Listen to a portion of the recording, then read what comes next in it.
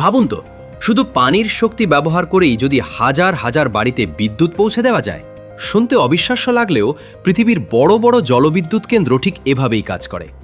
নদীর পানি যখন একটি বিশাল ড্যামের মাধ্যমে আটকে রাখা হয়, তখন সেটি শুধু পানি থাকে না, উচ্চতায় জমে থাকার কারণে এর মধ্যে সঞ্চিত হয় বিপুল পটেনশিয়াল এনার্জি বা স্থিতিশক্তি।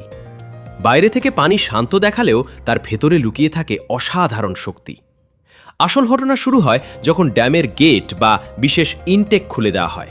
তখন কয়েকশো ফুট উঁচু থেকে প্রচণ্ড বেগে পানি বিশাল পাইপ, যাকে পেনস্টক বলা হয়, দিয়ে নিচের দিকে ছুটে আসে। নিচে নামার সঙ্গে সঙ্গে সেই স্থিতিশক্তি রূপ নেয় গতিশক্তিতে, আর পানির গতি হয়ে ওঠে অত্যন্ত শক্তিশালী। এই দ্রুত গতির পানি এসে আঘাত করে একটি বিশাল টারবাইনের ব্লেডে। পানির চাপেই টারবাইন ঘুরতে শুরু করে, ঠিক যেমন বাতাসে উইন্ডমিল ঘোরে, তবে এখানে কাজটা করে পানি। টারবাইনের সঙ্গে যুক্ত থাকে একটি শক্তিশালী জেনারেটর। টারবাইন ঘুরলেই জেনারেটরের ভেতরে থাকা চুম্বক ও কয়েলের মাধ্যমে উৎপন্ন হয় বিদ্যুৎ।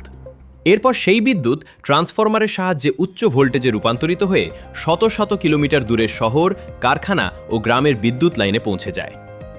সবচেয়ে আশ্চর্যের বিষয় হলো, পুরো প্রক্রিয়ায় কোনো কয়লা পোড়াতে হয় না, তেল বা গ্যাসও লাগে না। শুধু প্রবাহমান পানির শক্তিকেই কাজে লাগিয়ে তৈরি হয় পরিষ্কার ও নবায়নযোগ্য বিদ্যুৎ। তাই পরের বার কোনো বিশাল ড্যাম দেখলে মনে রাখবেন, ওটা শুধু পানি ধরে রাখার জন্য তৈরি নয়, এর ভেতরে লুকিয়ে আছে এমন এক শক্তি যা মুহূর্তের মধ্যেই লাখ লাখ মানুষের ঘর আলোকিত করতে পারে।